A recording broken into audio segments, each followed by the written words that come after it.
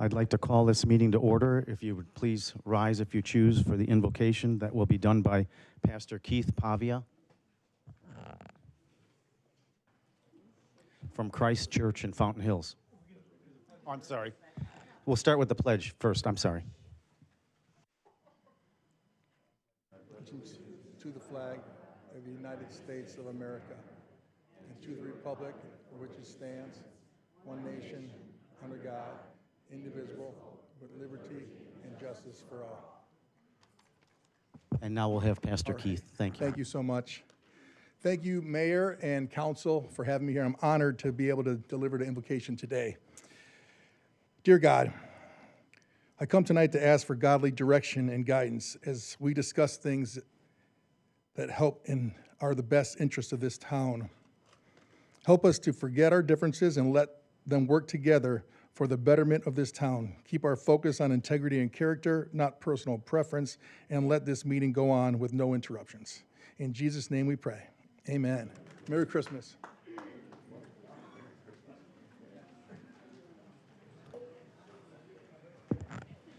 Town Clerk, can I have a roll call, please?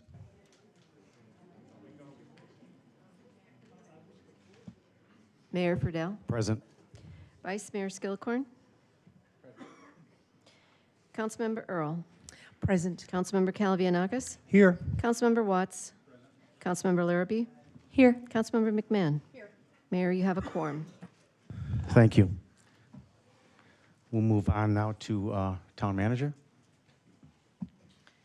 Thank you, Mayor. I have a number of updates from things that happened this past weekend and a few updates about what's coming up, so bear with me. All right. This past Saturday, the Community Center hosted the season celebration, which was a wonderful evening filled with holiday cheer. The free event brought together more than 900 community members of all ages for a festive celebration. Guests enjoyed live music by the Fountain Hills Saxophone Quartet, 24 beautifully decorated trees, and the halls were decked with handmade quilts and wreaths. Families took photos with Santa, participated in a Santa dance-along, enjoyed craft stations and cookie decorating, where more than 32 dozen cookies were decorated. They also visited their hot cocoa bar, sponsored by Calvary Chapel Fountain Hills, where they served more than 600 cups of hot cocoa. So there's no shortage. Yes, the outdoor play zone featured bounce houses, a ride-on train, and games capturing the spirit of the season. On Sunday, the Habata Fountain Hills hosted a well-attended menorah lighting ceremony, bringing residents together for an evening of tradition, reflection, and community. The event served as a meaningful opportunity to celebrate the season, share in the symbolism of light, and strengthen the sense of unity that defines our town during the holidays. Shifting gears a little bit, our public works crews continue our wash maintenance activities, with a primary focus on Ashbrook Wash, which is the town's largest and widest wash and conveys the greatest volume of water runoff. Progress has been slower than anticipated due to storms, heavy vegetation, and instances of unauthorized dumping. Crews are currently working in the segment between Fountain Hills Boulevard and Bayfield, and we appreciate the community's patience as this important work continues. We also wanted to remind residents that Thursday, so that's not tomorrow, but this coming Thursday, the day after, is our third Thursday concert series.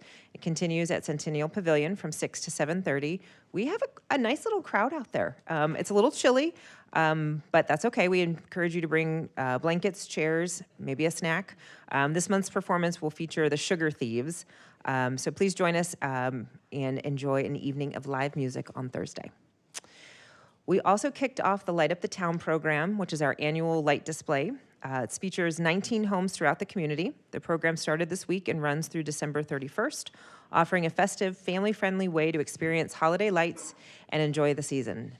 An interactive map is available through Experience Fountain Hills, so you can pull it up on your phone, it pops into your Google, and you can make your way throughout the town to visit all of the participating homes. There's also voting for your favorites. So enjoy that throughout the season.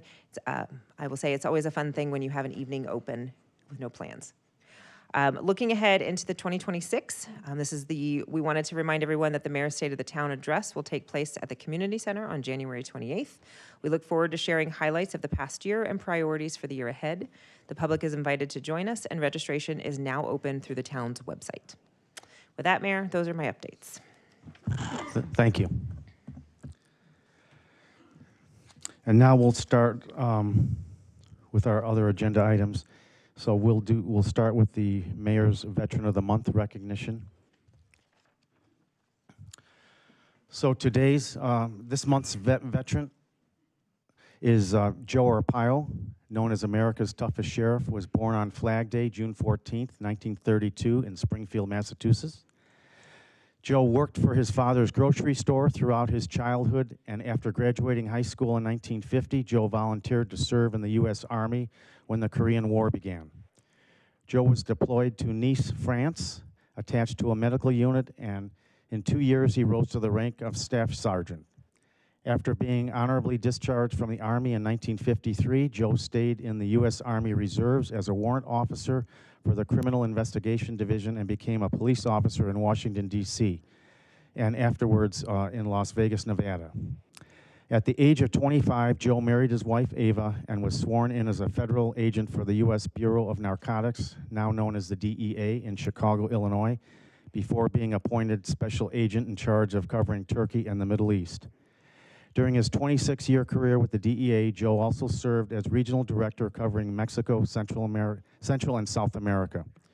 Joe served as a deputy regional director for the Boston, Massachusetts, and Baltimore, Maryland regions, and special agent in charge of the agency's offices in San Antonio, Texas, Washington, D.C., and Phoenix, Arizona. In 1992, Joe was elected sheriff of Maricopa County, where he presided over the third largest sheriff's office in the United States with over 5,000 employees. Joe was elected to serve for 24 years, the longest serving sheriff in Maricopa County history. Joe, would you please come up and accept this recognition?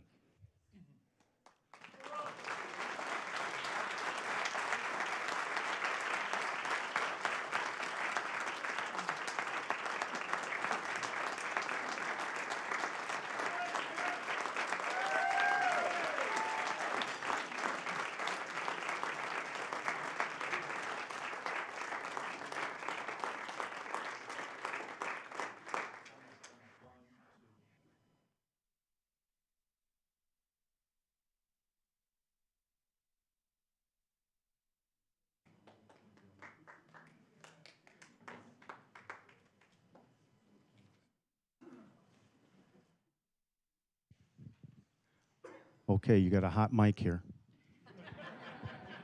You got a cold guy here. He said I have a hot, what do you say? Hot, he said I have a hot mic. I don't know about that. But anyway, thanks.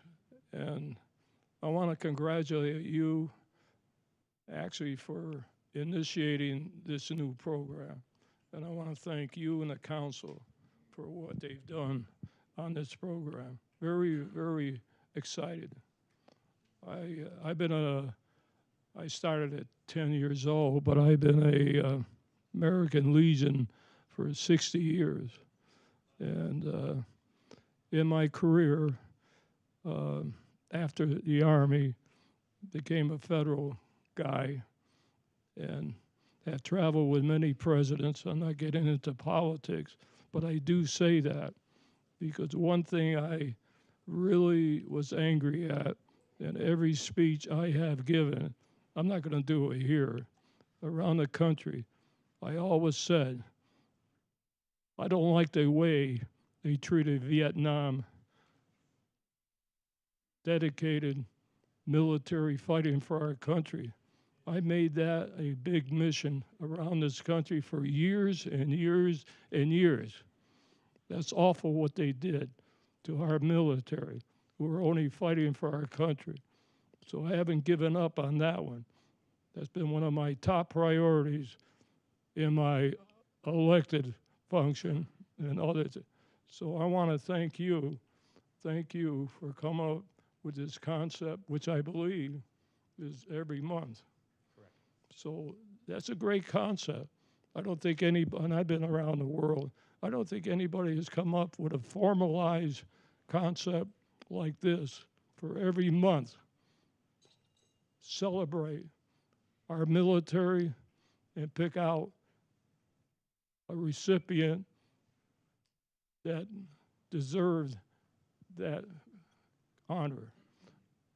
So I'm very humble very humble for being selected by you, the council, and the committee, and your staff.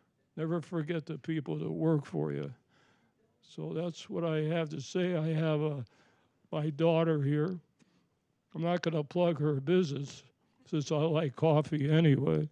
But where's Sherry? Where's my daughter? Sherry, come on up for a minute. Can I have a minute with my daughter?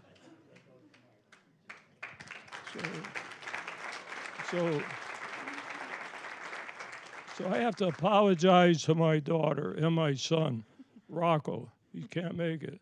She's laughing. She didn't really see her father. You remember? Oh, yeah. No, I remember. Never saw me. I was always out working in the hills of Turkey, everywhere. And my wife, her mother, did a great job raising my kids. And as she's up there now, she will be very proud. So we never should forget our families, our military families, what they have to put up too. It isn't easy. And she went through this. She turned out okay. That's because she probably never saw me. But she turned out okay, my daughter has. And so I leave you with this.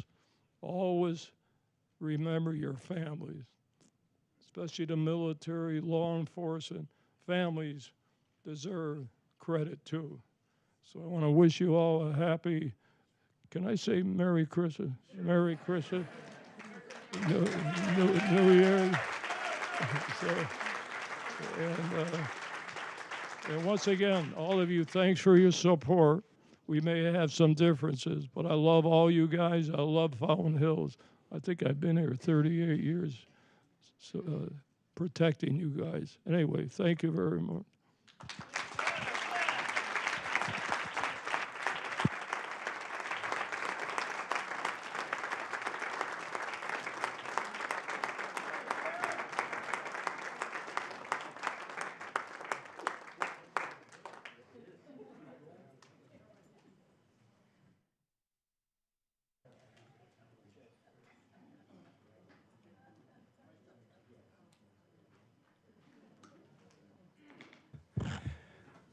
And now we'll move on to our Stellar Students recognition. And we're going to have the council members read those recognitions tonight, starting with the Vice Mayor and then going down the line. Vice Mayor. Thank you, Mr. Mayor. Much better. Thank you, Mr. Mayor. So I actually have the privilege and honor of introducing everyone to Misha Manhas. Come on up, Misha.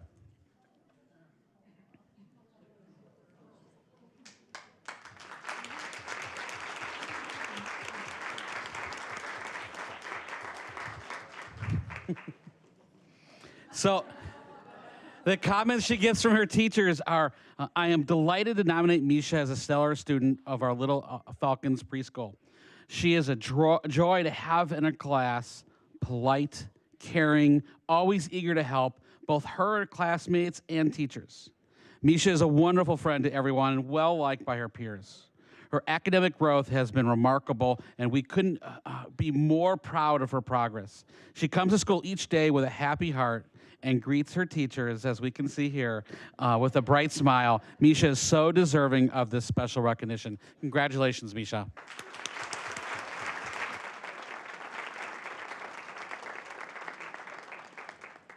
Good evening. I have the honor of recognizing Axel Wilson. If you're here, please come on up.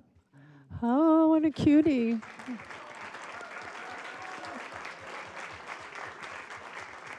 Axel is a wonderful nominee for Stellar Student.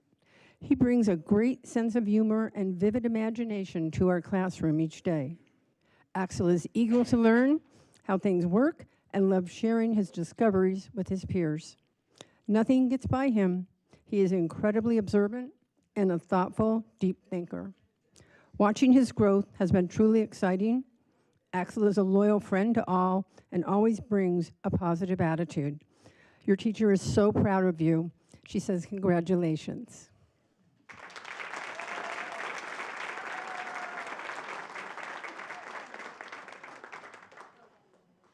I'll start with Miss Nora Sinella from the elementary school. Nora, hi. Nora is a bright light in our classroom, and this is from Miss Val Reichler. She is always ready to prepare. She is always ready and prepared to learn. She maintains a positive attitude even when she faces challenges. She is kind to all her friends and maintains positive relationships. She is always willing to lend a helping hand. She always follows the Falcon Way and truly is a joy to have in class. So thank you, Nora.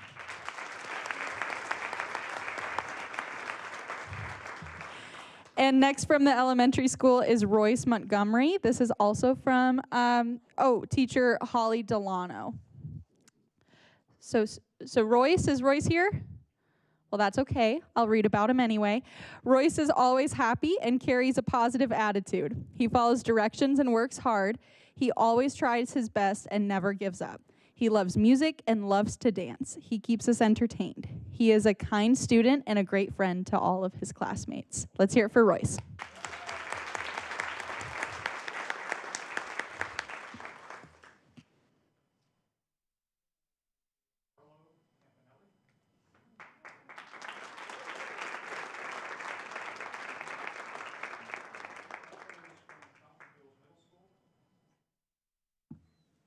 I never can get that to work. Harlow is not only a high-achieving I-21 honors student, she is also a talented artist and a gifted athlete. Harlow is very quiet and focuses her energy on submitting excellent, neat, and well-thought-out work. Her artwork, handwriting, and notes are always thorough and beautifully designed. She runs on our cross-country teams and competes in races with her family. Harlow, I hope you beat the mayor last on the turkey trot. Harlow is also polite, kind, thoughtful, respectful with classmates and teachers. She's a lovely young lady. Let's hear her for Harlow.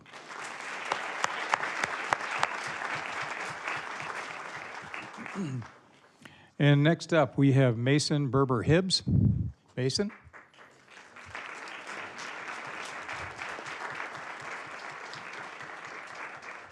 Mason is also from Fountain Hills Middle School. Mason is a quiet, clever, and thoughtful young man who is a scholar and an athlete. He always follows the Falcon Way. He is an inquisitive student, creative thinker, and hard worker. He has joined the I-21 program and is excelling. He is friendly with everyone and always respectful and hardworking in class to teachers and peers.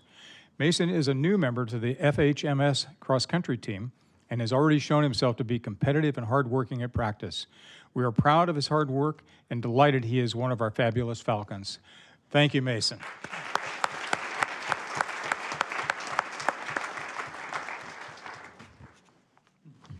Thank you, Jerry. I'm delighted tonight to introduce to you Lillian Villafan, whose teacher, Cassidy Robbins, says earlier this week I saw an interaction with Liliana and a brand new student where she made them feel so welcome and gave them a sense of belonging. It showed me that she can be a great leader and showed much compassion for her peers. It can be so challenging coming to a new school where you feel like you don't know anybody. Thank you, Liliana, for being so friendly and warm to your fellow student.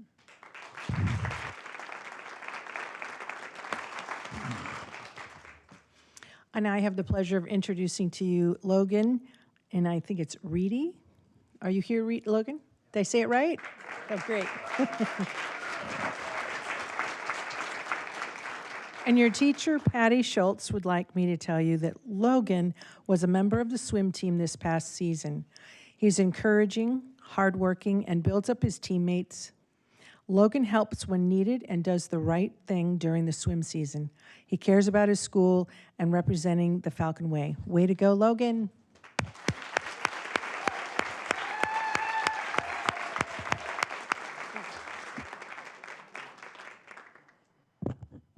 Now, if you guys want to stand right in front of the council here, we'll get a picture of all of us together.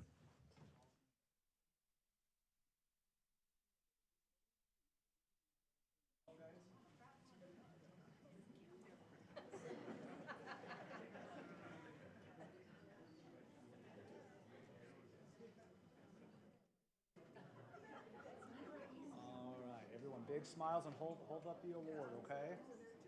On 3, 1, 2, 3. Well, down a little bit, down a little bit. Sorry, that was my fault. My fault. All right, 1, 2, 3. Cool. Thanks, guys. Thank you. Oh, wait, hold on. We want a couple more parents, couple more parents. Thank you.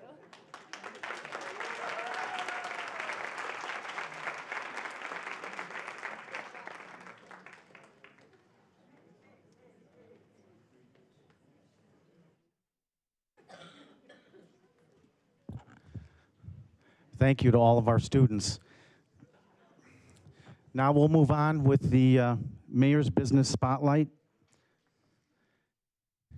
And tonight's business that we're spotlighting is Cheryl's of Fountain Hills. Today we're recognizing Tom and Cheryl Kautz and celebrating an incredible milestone of 27 years in business here in Fountain Hills. Tom and Cheryl first opened their doors in the Basha Shopping Center back in 1998. At that time, Cheryl was designing homes from floor to ceiling while working for her brother. Over the years, she completed design work for nearly 500 condominium and resort properties across Tucson, Casa Grande, and Fountain Hills and Scottsdale. As they approached their first decade in business, Tom and Cheryl began exploring a new direction, selling clothing. They started with just a small section of a store, but when the housing crisis hit in 2008, they knew they had to pivot quickly. That decision ultimately led them to the boutique we now know and love today, which is on the Avenue of the Fountains. In 2016, Cheryl's moved from the Basha Center to their current location on the Avenue of the Fountains. Today, Cheryl's of Fountain Hills is locally owned boutique known for its curated collection of women's clothing, jewelry, handbags, and unique accessories. And I know that firsthand because my wife shops there quite a bit. Beyond their business success, Tom and Cheryl have been tremendous community partners. Tom serves as an active member of the Avenue Merchants Association, helping to strengthen and support our downtown businesses, and with the ongoing need for additional restrooms in the downtown Fountain Hills area, Tom and Cheryl generously open their doors to our farmers market vendors, a small act that has made a big difference for the farmers market. Tom and Cheryl, thank you for your service you provide to our town, for your dedication to our business community, and for being part of the heart of downtown Fountain Hills. We are grateful for your 27 years. Thank you.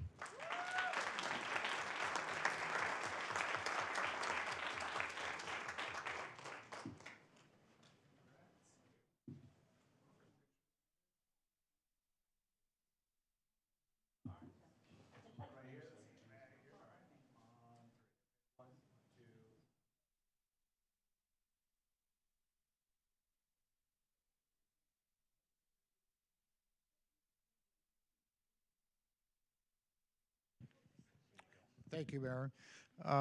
We have been really fortunate to be in Fountain Hills. We're so lucky to be able to live and work in the town that we really love. 27 years. 27 years, and we're going to hope for 27 more. That'll put us, yeah. I think we're just getting started. So anyway, thank you again, everybody. I really appreciate the support that the community has given us to allow us to work and thrive in Fountain Hills. Awesome, thank you. Oh, she was? You want to tell everybody that? No. Oh, yeah. Thank you, guys.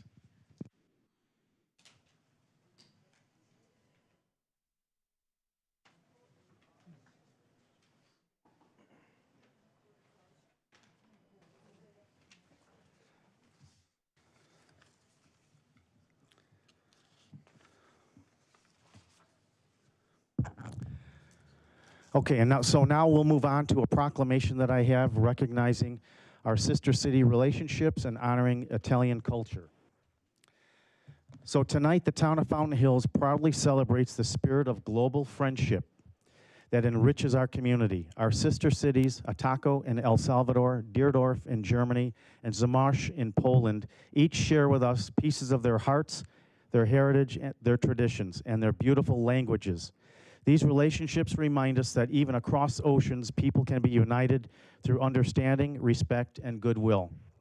We also honor the Italian community whose rich culture and language continue to inspire Fountain Hills and deepen our shared sense of cultural pride. These connections are more than symbolic. They help shape who we are as a town. They bring us new perspectives, new friendships, and a deeper appreciation for the world around us. They remind us that our community is stronger, richer, and more vibrant because of the cultures that touch our lives. On behalf of myself and this town council, we express our heartfelt gratitude for these international friendships and for the joy, meaning, and cultural beauty that they bring to Fountain Hills, and these connections are really important. So with that, I know there's people here from sister cities, and I think Steve is here from the Italian club in town. So if you'll both come up, I have these to present to you, and then I'll let you say a couple of words if you'd like.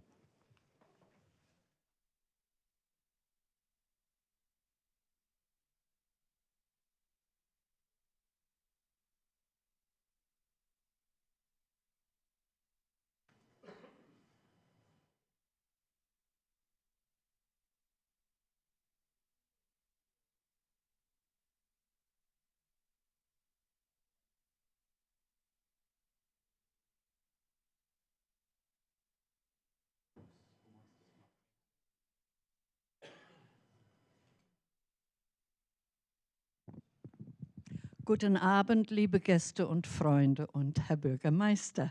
Good evening, friends, mayor, and council. What an honor it is to be recognized for our efforts here in town. It is such a pleasure to see folks enjoying different countries when they go with us on our trips. And most beneficial is that we are giving students here in Fountain Hills an opportunity to experience a culture outside of their comfort zone. And these kids, when they come back from the trips, they have life-changing experiences. They've been to Ataco, they've been to Zamość, and they've been to Germany. We just had 12 students come from Zamość, and we're going to be sending a group in the springtime to Germany. It is a pleasure to see the results of our efforts from these kids. Thank you very much for this honor, and we are celebrating 25 years as our organization in Fountain Hills.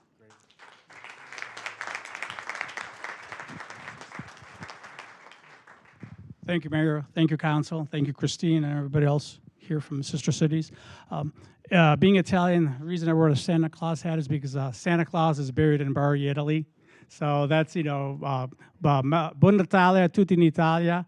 And we have great news. We've been talking with an Italian possible sister city in Bassano del Grappa. It's where my parents are from, or right around the area. And it's they want to talk to the mayor, and they want to extend everything. So it's really a great Christmas gift if all goes well. And grazie a tutti in Italia. Speriamo avere una città la Bassano del Grappa. Grazie. Merry Christmas to everybody. Buon Natale. Thank you, Mayor. I would like to extend Merry Christmas, Wesoły Świąt to all of you from Zamość, Poland. Thank you kindly. And real quick, I just want to give greetings from our ambassador, Enrique Melendez, who started Ataco. He couldn't be here tonight. Thank you.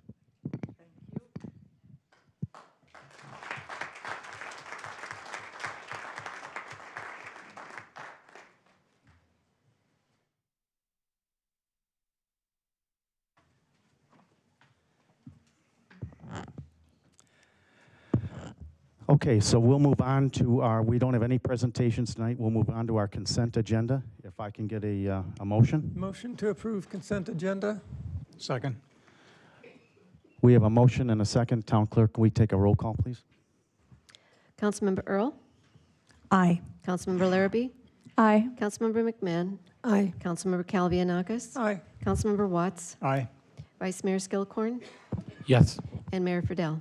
Aye. Mayor 7-0. Thank you. And we'll move on to our regular agenda. So tonight, there is a subcommittee's recommendation for the town's Community Service Advisory Commission to appoint one youth commissioner to serve a partial term from December 17th, 2025 through June 22nd, 2026. So I, Mayor Jerry Friedel, move to approve Adam Oberg as the Community Services Advisory Youth Commissioner to serve this partial term. And I request a second on that motion. Second? Okay, we have a motion and a second. Can we get a roll call, please? Councilmember Earl, Aye. Councilmember McMahon, Aye. Councilmember Larrabee, Aye. Councilmember Calavianakis, Aye. Councilmember Watts, Aye. Vice Mayor Skilcorn, Yes. and Mayor Friedel. Aye. Mayor 7-0. Thank you. And we'll move on to item B on the agenda, which is I'm opening a public hearing. So this is dealing with ordinance related to rezoning the area bounded by La Montana. Rachel Goodwin, Town Manager. Yes, thank you, Mayor. The item's going to be presented tonight by Director Wesley. It's the adoption of the Downtown Overlay District. This has been something that we've talked about quite a bit. I believe it also went through our planning and zoning. So, John, with that, can you give us an update of where we are? Yes, Mayor and Council, good evening. I'll go through this fairly quickly because we have had several discussions about the ordinance itself. So back September 2nd, the Town Council approved new Chapter 27 to the zoning ordinance, which is the Downtown Overlay District. It's been developed and intended to replace two existing overlay districts within the downtown area. As part of this rezoning process, we follow the same standards and requirements of any other rezoning, with notice being mailed to all property owners, posting the area, publishing in the newspaper.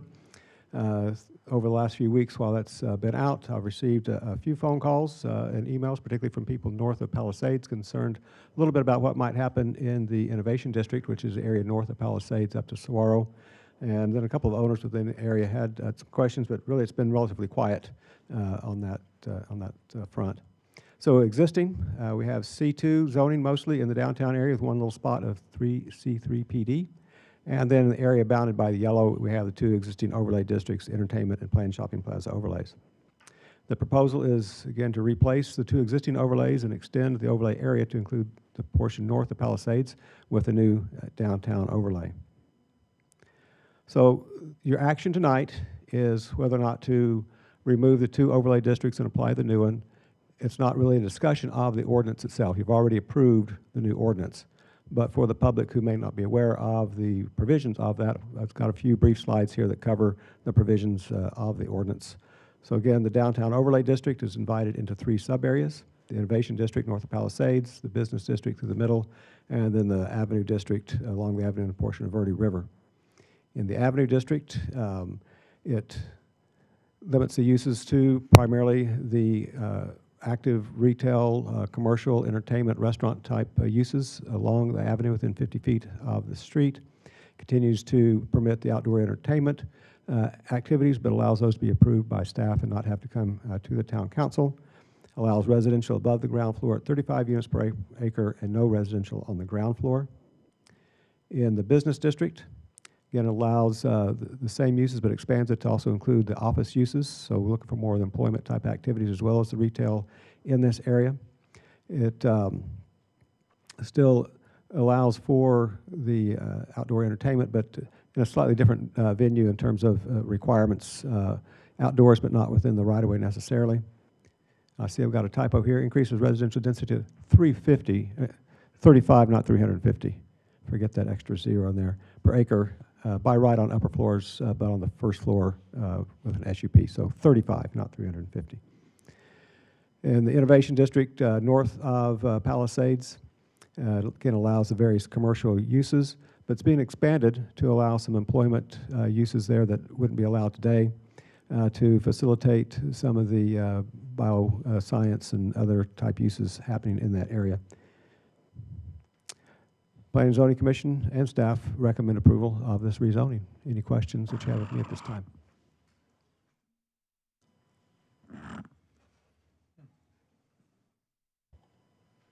Councilwoman Earl. Thank you, Mayor. I have a question. I didn't see in the packet that I saw in the packet, one of the goals is for the new downtown strategy plan is to bring increased residential density. But in the packet, it didn't have the 35. So that was going to be my question, but now I see it's 35 units.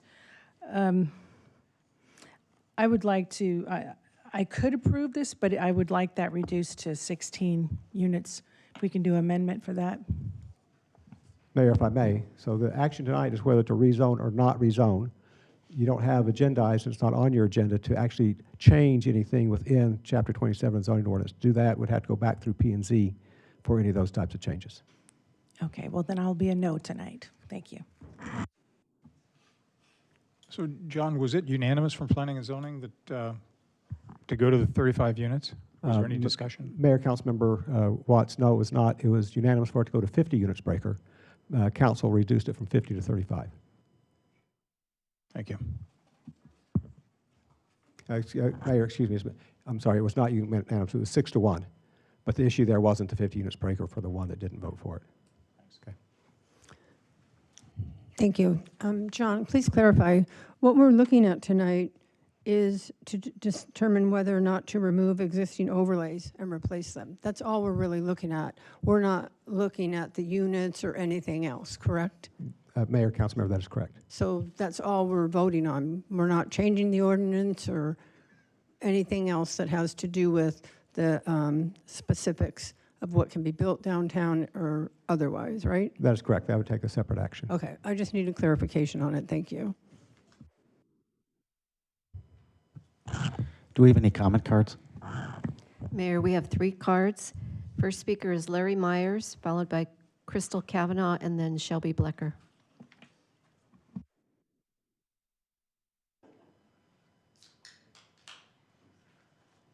Larry Myers, resident, 44 years. So my 74-year-old brain didn't remember that the planning and zoning wanted 50, or I would have jumped up and strangled some of them. And then I also didn't remember that you guys lowered the 50 to 35. So I would have probably been pretty pissed off about that too. John's original recommendation was 15. And the reason I like all of this and I support it, it's Amanda's, she's got to have it in order to have some economic development. But I think zoning in this high a density of residential will actually zone out Amanda's ability to bring in economic development, because apartments are the biggest money maker for a builder. So if I'm a developer, I come in, I offer a lot of high dollars to all those parcel owners in that one area. I consolidate those parcels and we have nothing more than a bunch of park places, which we have a problem with now anyway. And we've zoned out any potential extra land that maybe Amanda brings in a company and they say, well, I'd like to have across Palisades too. So I'm trying to save the land for business, not houses, apartments. And 50 is really obtuse. 35 is almost Park Place. And right now, by right, it's 8.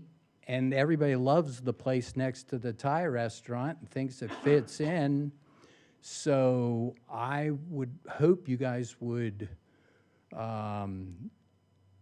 approve the overlay district, but reduce the residential density to somewhere back towards the 8. That would keep the character of the town. We have the one side of the avenue. Hopefully Park Place finishes out some time in my lifetime.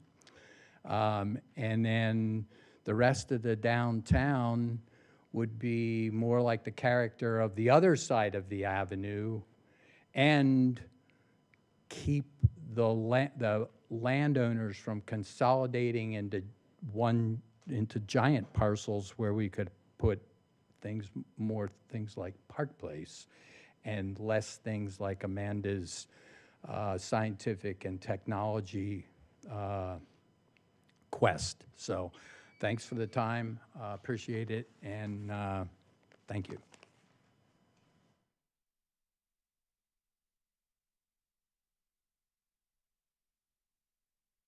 Crystal Kavanaugh, resident of Fountain Hills. Hopefully I'm on the target on what's being addressed, but I'm going to tell you my points anyway right now because it'll probably work into it somehow. Because rezoning that area north of Palisades and along Saguaro could make sense, you know, if it allows the town to seek out a corporate entity that can then bring well-paying jobs. That being said, I didn't really understand how this was all in one bucket, but I was looking at could the parcels be looked at with more specificity while keeping in mind that what would be suitable in Fountain Hills. And the parcels have different owners, so if it was all rezoned at once, the most likely scenario is the one that was just talked about with an apartment developer swooping in to buy them all. And instead of our usual 8 units per acre, to talk about 35 units per acre seems ridiculous. There are already over 300 apartments approved in the target lot, which was 100 units beyond what our zoning had called for. There's still over 250 Park Place apartments approved to be built. There are apartments at the corner of Shea and Saguaro being built now. 50 to 70 mountainside apartments can be built, plus others in the north end of town. So changing the remainder of the Plat 208s to bring in high-density apartments doesn't seem to fit the vision for me. And let's take Parkview, for example. Think about a nice rooftop restaurant and bar at the corner with a view of the fountain, especially if it had a unique draw, like a Buffalo Bill's up in Show Low with its Western theme. A nice steakhouse with craft cocktails and a rooftop would be a nice addition. Cave Creek has unique businesses that draw tourists and locals alike. We have a Dark Sky Discovery Center coming, and that will bring more visitors here. Could we not seek out a business that complements that? Maybe even with telescopes on a rooftop. Be creative to create Fountain Hills as a destination stop. More apartments are the easy way out, and that's what makes me nervous about this. And it brings in part-time people who have less investments with us. And I don't even know who thought jumping from 8 units per acre up to 35 sounded like a good idea. But allowing limited builds similar to the one just recently approved could work out, but certainly not on all the remaining parcels. So maybe Parkview is the real entertainment district with some imagination. On-street parking's available on both sides. Forget narrowing that street. If people need to park further away, maybe an entrepreneur will start a new business shuttling people in his 6-person golf cart. I'm requesting that you take your time on this one and really look at the end goals for what best suits Fountain Hills downtown. Shay's very busy. Make selections and decisions to divert some of that to Fountain Hills with a solid business overlay for economic development. Thanks.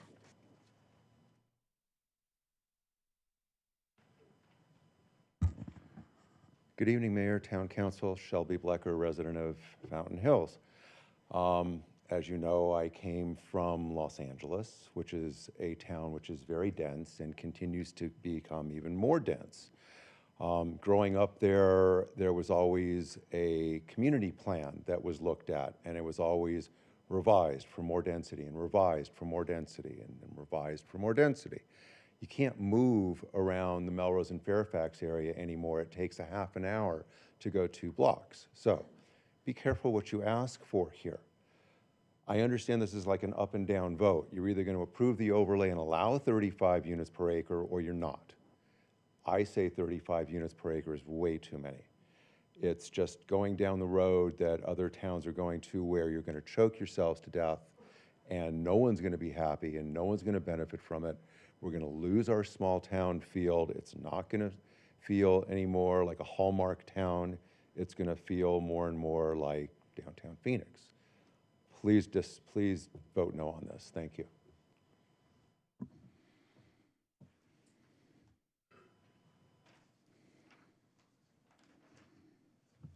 Vice Mayor. Thank you, Mr. Mayor. I just want to ask you a question. Are you going to close the hearing before accepting a motion, or are you just looking for comments right now, or what's the plan there? Typically, I close the hearing and then we ask for a motion. Okay, and I just like to make a comment. So I am concerned about the density, and it is interesting hearing some comments from the public, especially about Los Angeles. And a little story, give me a little bit of leeway, is not long ago I was camping in Big Bear. And I was hiking on the southwest side of the mountain, and I could look down and see Los Angeles, yet you couldn't see Los Angeles because it was covered with smog. And I had a thought that 60 years ago, 50 years ago, had the leadership in Los Angeles envisioned what was going to happen and it had appropriate zoning and appropriate density, Los Angeles wouldn't be like that. It would be a great place to live, but you wouldn't have the pollution, you wouldn't have the traffic, you wouldn't have the crime, you wouldn't have the homelessness if you just had the appropriate density. And that leads us to where we are here. We are at the perfect town in Arizona. Why would we want to screw it up? So that's all. Councilman Watts? John, just so I'm clear, being an up and down vote, we could, if the vote failed, bring this back, or does it have to go to planning and zoning if the recommendation is for something like 16 units per as a density in lieu of? So, Mayor, Councilmember Watts, you have a couple of different choices this evening. One would be to continue on with the up or down vote on applying the zoning. If you vote tonight to not apply it, it's still Chapter 27 of the zoning ordinance. So at some point in the future, we could bring it back, and the existing ordinances would just stay in place until we're ready to bring it back. You could continue it this evening and not take action tonight with some direction to staff to go back to P&Z to consider amendments to Chapter 27 and work those through, and then come back and pick this up. Either way is probably the same, whether you vote it down or continue it. If you want to make changes, though, to Chapter 27 to change that density, it is a separate action that would need to go back to P&Z first before coming to you. But even if we went back to P&Z, we would have the last say as far as the density. If Correct. they came back with 35, then we would have the ability to say, correct, amend it to 16. Whatever, yes. Correct? Yes. Okay. Then, Mayor, once you close, and I'll... Councilwoman? Thank you very much. Sorry to belabor the point, but this is for the overlay district. If we want to go back and look at the density at 50 per acre, 35, that's a whole different discussion and agenda item. Correct. So even if this is passed, we still have the opportunity to go back and look at density issues and revisit that separately. Mayor, Councilmember, that's correct. That is another option. You could go ahead and approve it, and we could still amend the overlay district and bring that overlay back, and it would apply whatever you amend it to. Okay, thank you very much. And I'm going to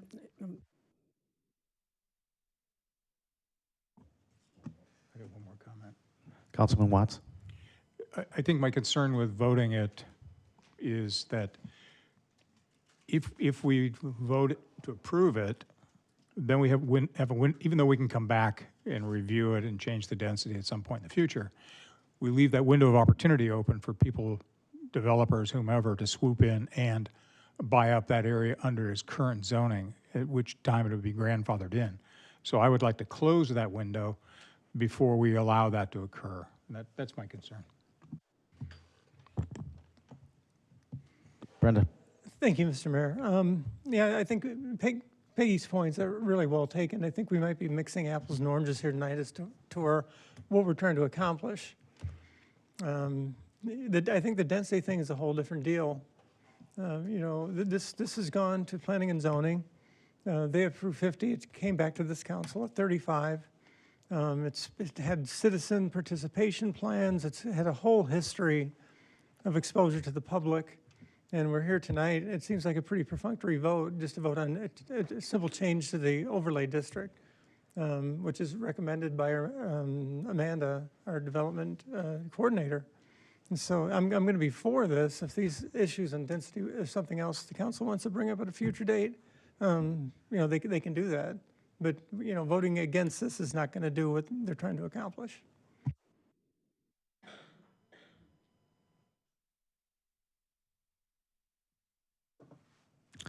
Okay, any other discussion? I'm going to close the public hearing. Councilman Skillercorn? Vice Mayor? I'd like to make a motion to continue this till after the retreat. Second.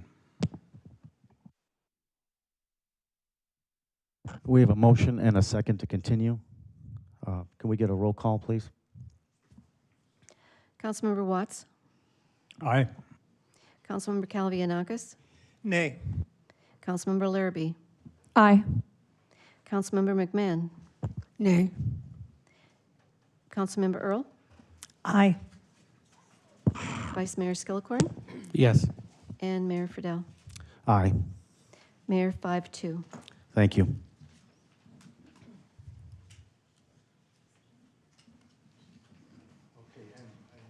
Our next item C is another public hearing, so I'm going to open the public hearing. Town Manager, Rachel.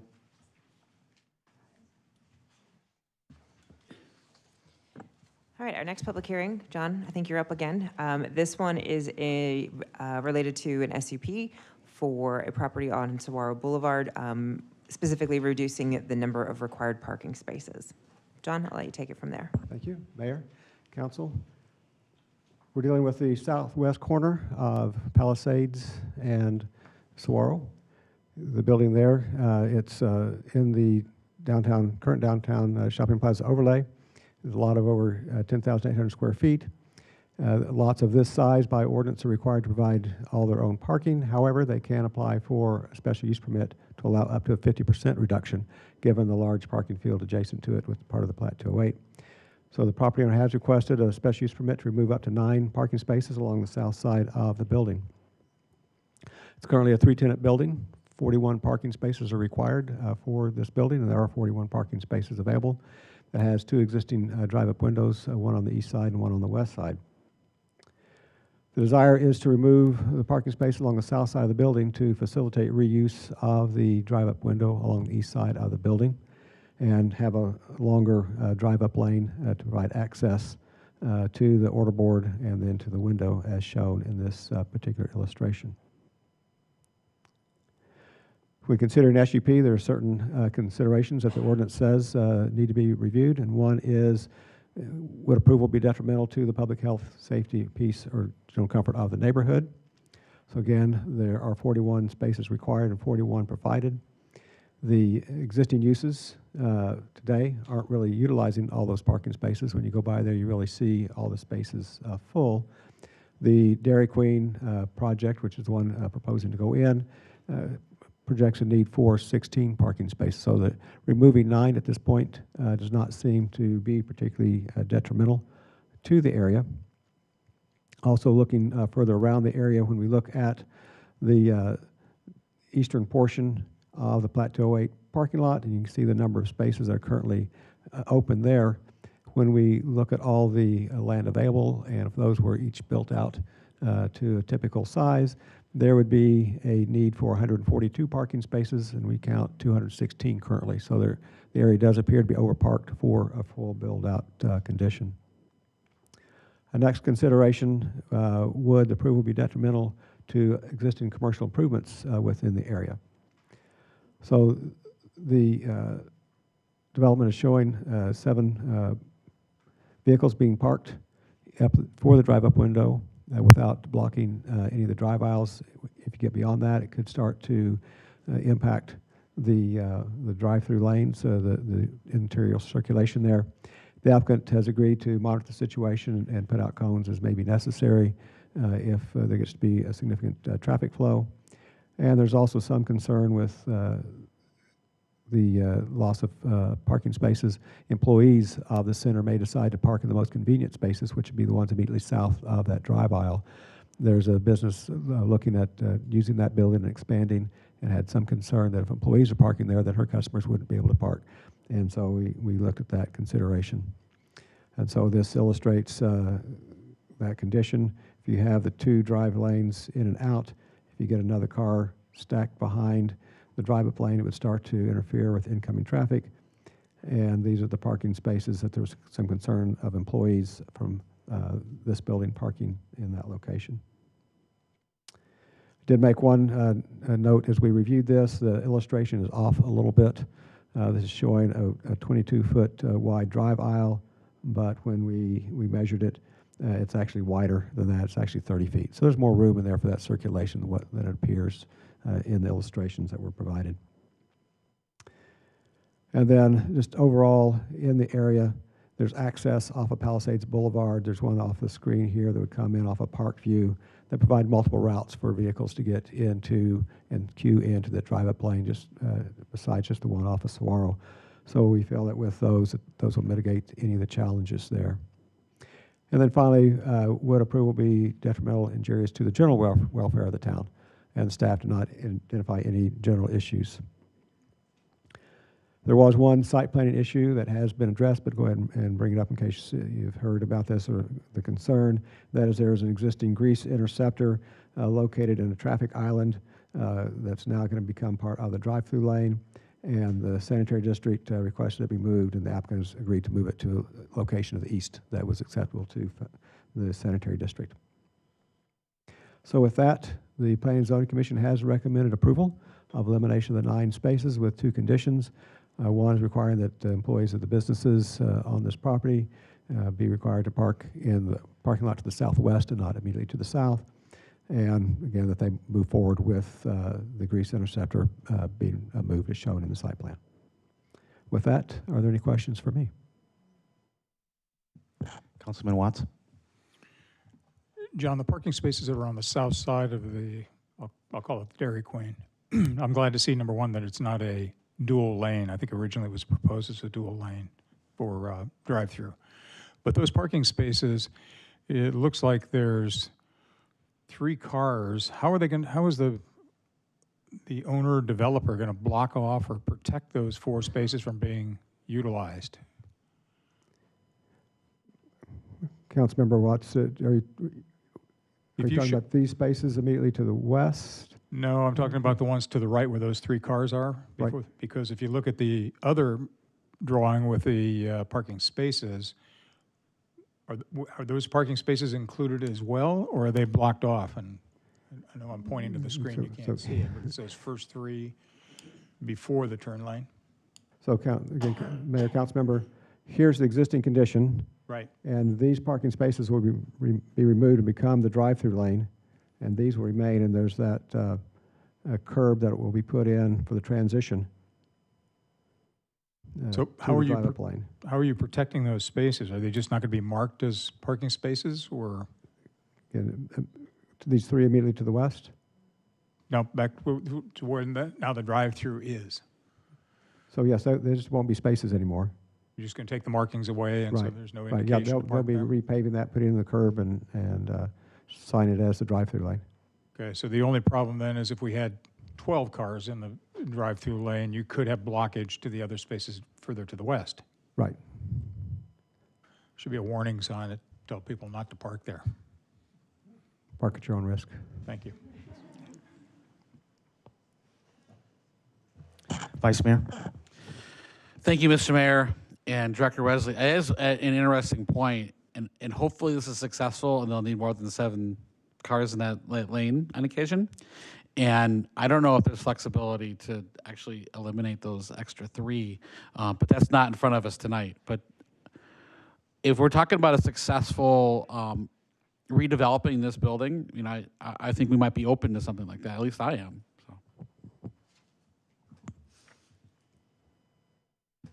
Councilwoman McMahon? Didn't this building used to be a Dairy Queen? So it's been there before, correct? It Mayor, functioned fine, the whole 9 yards. Yes, Mayor, Councilmember, I believe that's correct. Just before my time, I haven't seen it. They may have had a more limited line of products they were selling at that time, but yes, it has been a Dairy Queen in the past. Okay, thank you very much. Councilman Watts? Just as a side note, they've got great chili dogs, and I never had a problem getting through the drive-through.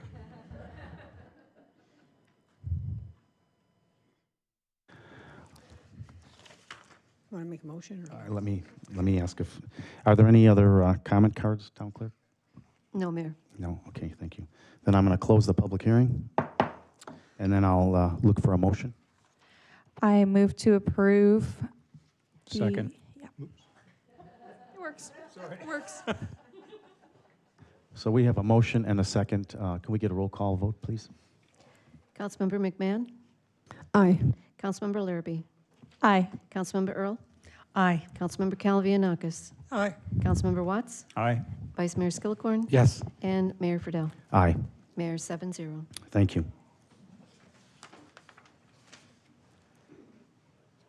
Next up, we have discussion and possible direction relating to creating a placemaking strategy for murals on exterior walls. Town Manager, Rachel. Yes, that's correct. So just as a note, it is a discussion item. I believe Amanda's going to walk through the internal conversations we've been having and some of the external requests that we've had about murals within our business area. So Amanda, would you take it from there? All right. Thank you, Manager Goodwin, Mayor, Council. So yes, again, tonight is to talk about a placemaking strategy on the exterior buildings of private businesses. I am going to be going through lots of pretty folders and then just really seeking a consensus to move forward to bring this back. So our elected officials who are very analytical and like data, we're not at that point yet. We're wanting to see if council even supports the idea before we spend a lot of time. But just as a reminder, in 23, the council unanimously approved a 3-year community economic development strategy, which calls for a placemaking strategy. And then in 2024, you also unanimously approved our downtown strategy. And so here are a couple of murals. So specifically, these are on utility boxes within the downtown. In 2023, the council also approved and authorized as an ongoing expense $25,000 to execute these murals. So again, these are just throughout downtown. We just installed 9 more. And some of you, I know Councilmember Calavianakis shared and forwarded some residents who are like, how can I, get my boxes painted? What about the ones, across from La Montana? So as we start to do this, the phone starts ringing. So the last couple of weeks we've been inundated. We'll see there's murals inside. This is Mindful Barbell. This is Snowbird Ice Cream. So we've created a problem, but I think it's a good problem, is there's other folks that are wanting to do this. So they're inspired. So when we can do stuff and then inspire somebody, I love that. So what we've received is requests from businesses to either donate their wall, which is a blank space, completely white building, for the town to install a mural. It's also been, how about we split the cost of doing that? We'll give you the wall. We'll also split the cost to implement. And then over the past year and the last couple of months, we've had 6 to 7 businesses do a mix of this, but several wanting to rock and roll right now to actually install murals, which would be completely funded by the property owner or the business. So hence, that's the problem, is we're getting these requests, but we don't quite have a policy or program. And so what staff is requesting is your support to move forward, to come back in about 3 to 4 months that is showing said policy. So creating some guidelines that could come through town staff for review and approval, and to also consider a formal annual call to artist process. So I'm going to briefly kind of describe what we do with the utility boxes. So we partner with a third party, which used to be called the Southern Arizona Arts and Culture Alliance, which is now called Art State Arizona. And so they work with lots of municipalities. They, on our behalf, do a national call to artist. So the current one we just completed, we had over 18 artists submit. There is then a committee that reviews it, and there's a criteria. And so, for instance, again, with these boxes, we say what is appropriate is our fountain, tapping into the dark skies, nature, trees. So we're then reviewing to see has somebody actually followed the rules, or have they gone out of scope and are going to do something inappropriate? So there's then the ranking.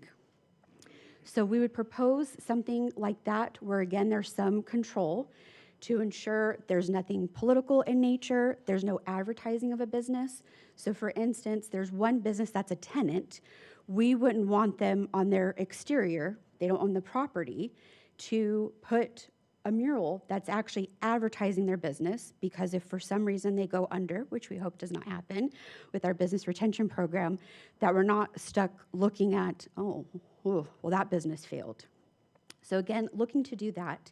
As we go through this, we would also want to make sure that we are not having any negative impacts to our town code, which also within the code includes our zoning code. So with that, I will open it up to council. Again, I know there's not lots of detail. We're just seeking, would you like us to spend time on this? So we're not telling council members, we don't have a process or telling them no, or we'll get back to you. We've been waiting to get to council. So with that, Mr. Mayor, happy to hear some feedback. Councilperson Galipianakis. Thank you, Mr. Mayor. Man, I can't thank you enough to bring this up tonight as a placeholder for future discussion. As you know, I've been approached by a number of businesses and residential, and it's hard to tell them we don't really have a policy on that. Let me see what I can do for you. And so this is, I think, an example of government being nimble. It's responding to a plan that was done by the manager and a few departments. People love the murals and the electrical, and so it's kind of catching on. But it's so good for a public policy standpoint to have people have it codified and know this is what you can do, this is what you can't do. You can't promote your own business. You can do something to beautify the society. No politics, just the rules of the road. And so, you know, I'm strongly for this. It's something that a lot of people even want in their own neighborhoods, and I do think they would be willing to pay for them. You know, we've got the artists, we've got the talent, and the people want to see their neighborhoods beautified. And so, I just want to say thanks for bringing this up. Definite big fan. Thank you. Councilman Watts. Yeah, Amanda, thanks. I'm a fan. There's a lot of fun to walk around and take pictures of it and macros and landscape and that kind of stuff. So it's pretty neat. I am interested in what the guidelines will look like. So if you're asked tonight is to say I'm going to come back with the guidelines, things like the NPOA has a comment that says desert muted colors, for instance. So we don't have glaring, high gloss. We've got something that blends in with a desert. And possibly a consideration is other utilities. If we can get involved with somebody like Cox Cable, and we can do that, fire hydrants, I mean, those can be very, very creative. So other things, and so I'm a supporter. Thank you. Thank you. And then, Mr. Mayor, if I could just, Councilmember Watts brings up a very good point. And some of the inquiries I'm getting from businesses and our residents who are looking at other boxes is telling them it's just SRP right now. So sometimes when you see, oh, there's all these murals and then there's an empty. So thank you for bringing that up, Councilmember Watts. Councilwoman. Thank you. Thank you for bringing this forward. I have concerns about it, though. You're asking about exterior buildings and adding more murals, etc. I have a concern that there might be overproliferation of this, because right now, looking at the SRP utility boxes, they're very unique and they're very well accepted, and I wouldn't want that to get diluted in a lot of ways, but also I'm just concerned about, what are the guidelines going to be? Is it censorship? What if somebody wants to put something up and then we, deem it political or something? Is that an infringement on their right for freedom of expression? I mean, I think that this is probably going too detailed right now, but it's just those are things that I thought about, and that I think that the town, if they want to put a policy like this forward, I think that you're going to need some serious consideration about a few things, like that in the artistic world. And again, I am concerned that given the density of our downtown and other areas in town, that, are you going to cap it at a certain number? I mean, there's so many questions that I have about this, but so I am anxious to see what that policy might be. I think that it's might be a little bit difficult to draft, but then we'll see. Thank you. I'm 110% behind it. Bring us back some guidelines. I think that's what you're looking for, some direction. I think you've got a lot of people that are interested in this. So bring us back some guidelines and let's move with it. Mayor, do we have anyone else. So again, I've heard from Brenda, Rick, and you as a yes, and just looking for consensus. Councilwoman Larrabee is next up.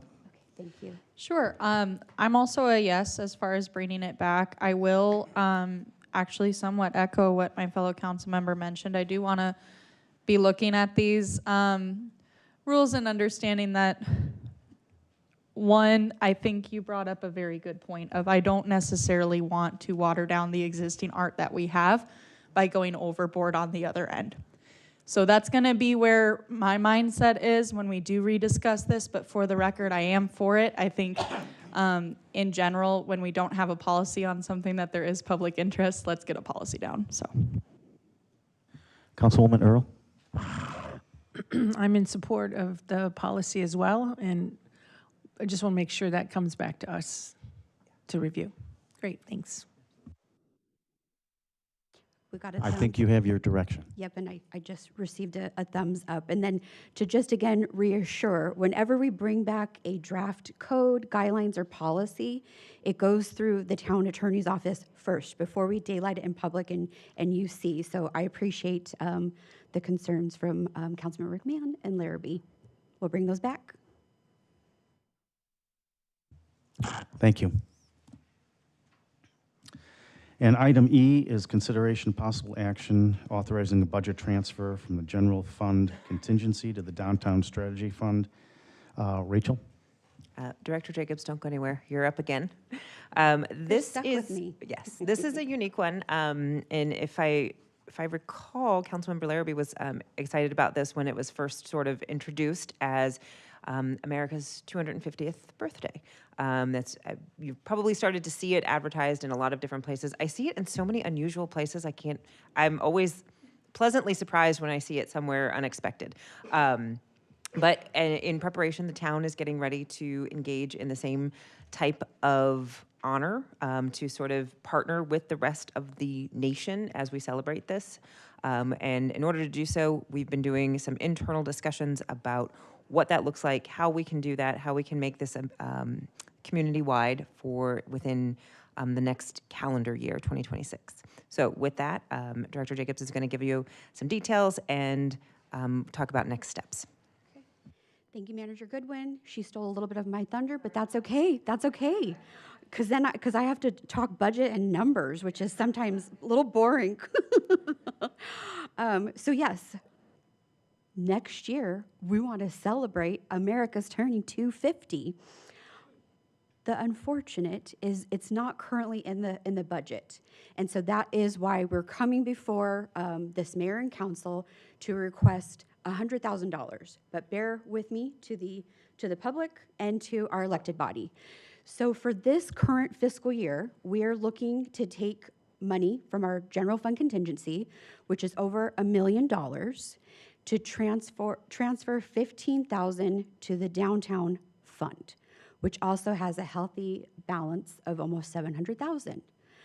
But again, for you, our elected body, and for the public here and viewing at home, you only gave myself the authority, our CFO, and the town manager within the downtown strategy fund to spend about $130,000 or $60,000. So I can't go. I don't have the authority. Our manager or CFO, this body does, has the authority to tell us we can transfer in so we can tap into that downtown fund that, again, has close to $700,000. So $15,000 for that is to take down the current banners along the avenue and then to celebrate America 250 and have those up for approximately 6 months.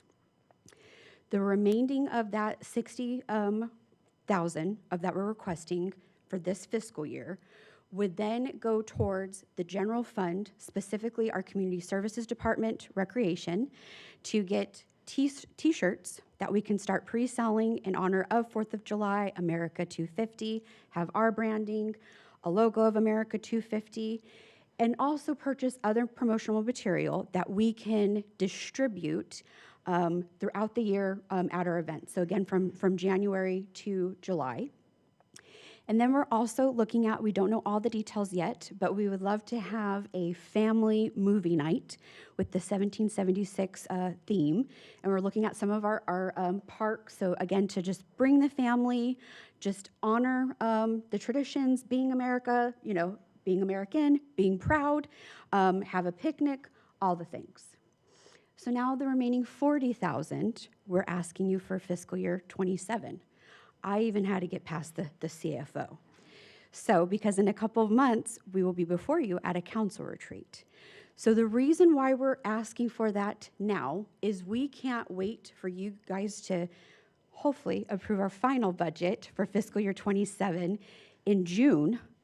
And then we try to pull off a national promoter, band, and some of these other things. And specifically that 40,000 is we're trying to get a national band or singer. We need to start procuring some of that now, getting contracts in place. And so we can't do that if we don't know we're authorized or have the funding to do that. So what would then happen is the accounting and behind the scenes, our CFO and finance team will just carry that over to fiscal year 27. Hopefully I didn't botch that up. Hopefully I didn't confuse you. So again, we're looking for that budget transfer and authority to celebrate America 250. Mr. Mayor and Council. Vice Mayor. Thank you, Mr. Mayor. This sounds very exciting. It sounds very patriotic. And what's also really neat is that we're ahead of the game here. I foresee this being a great opportunity for tourism. I see this as a great opportunity for us to market our town. So I'm very excited about this. So I'm going to make a motion to approve this as drafted. I'll second, but I also want to say stuff. Councilwoman Earl. Maybe I didn't hear you say it. Was the national band for the 4th of July? Correct. Sorry. Okay. No, I didn't. Okay. I didn't. All right. Thank you. You're welcome. Yes, you're welcome. Got it. Okay.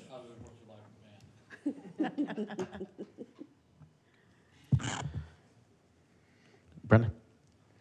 Thank you, Mr. Mayor. Yeah, I'm fully supporting this. And so I'm going to go right from supporting it into the weeds. Okay. Which is, you mentioned the banners, taking them down, replacing the banners. If there's one complaint I've heard from many residents of our town is those banners are too small, you can't read them. Would there be any chance that we can use this opportunity? We take the banners down and maybe get larger banners and bigger poles? Something that would be more appropriate, because there's so little right now that it says, you know, enjoy Fountain Hills, dine Fountain Hills, but you really can't see them. They're not very visible. So I'm just taking this, that's why I said it's in the weeds, because I'm for this, and I'm not going to kill it if you say no.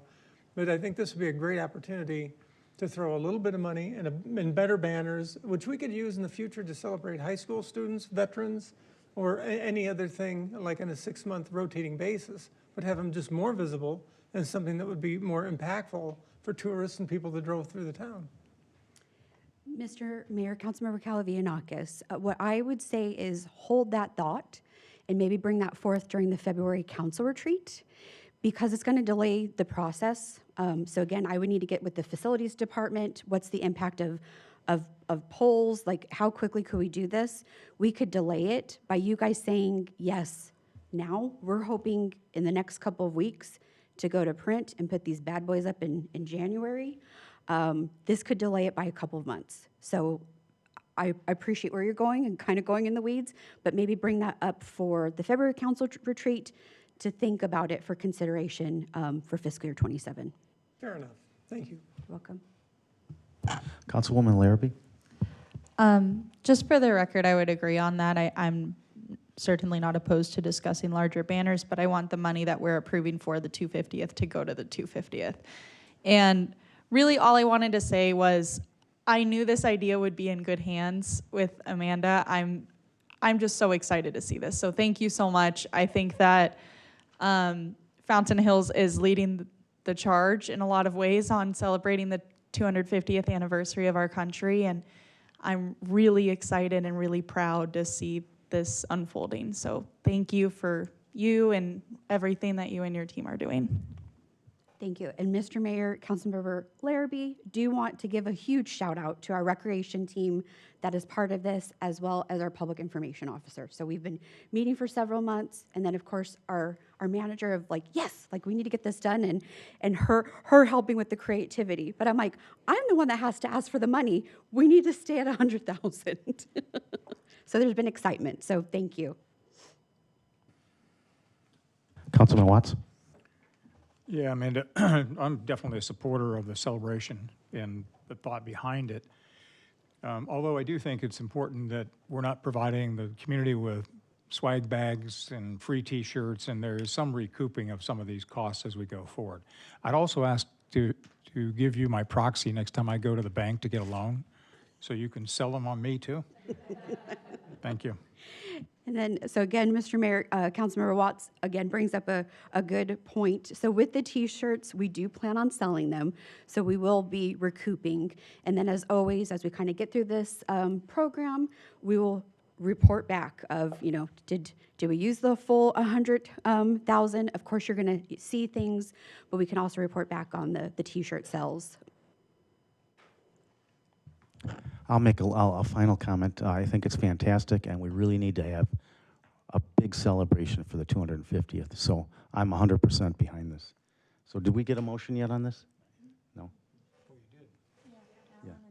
Oh, we have a motion and a second. Can we please take a roll call? Councilmember McMahon? Aye. Councilmember Larrabee? Aye. Councilmember Earl? Aye. Councilmember Calavianakis? Aye. Councilmember Watts? Aye. Vice Mayor Skilcorn? Yes. And Mayor Friedel? Aye. Mayor 7-0. Thank you. We appreciate your support.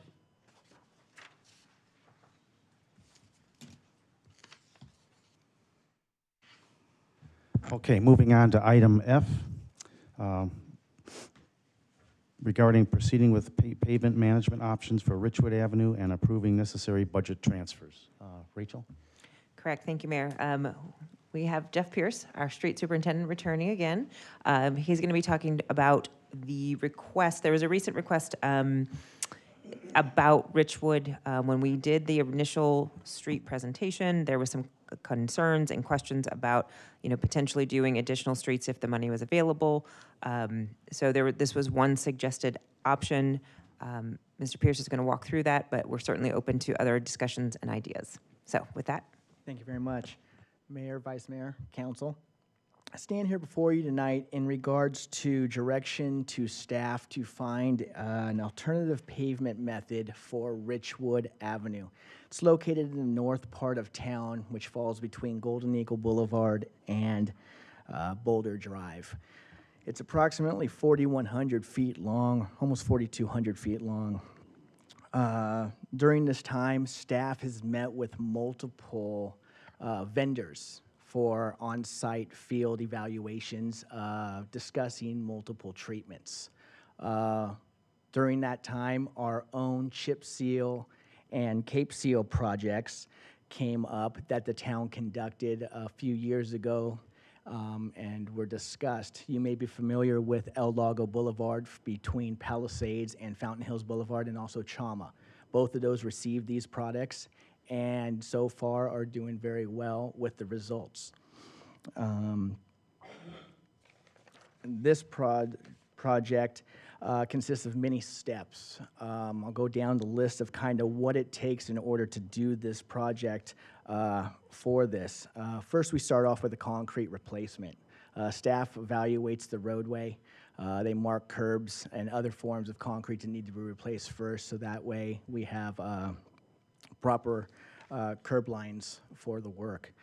We then go down and we remove any types of asphalt that looks like it's distressed or has compaction issues and backfill it with the proper asphalt that is needed for that. We then perform a micro mill, which is basically a 1/2 to 3/4 inch mill, bringing it down, eliminating any of the high spots in that roadway, which then takes a type 2 or 3 micro seal. Basically, it's a sealer that goes over that. We come back with a crack seal to fill any of those cracks that may be showing through there. And finally, we put down a chip seal and a cape. Basically, we put down asphalt chips and glue it down with a cape. This product, it has a service life of just under a decade.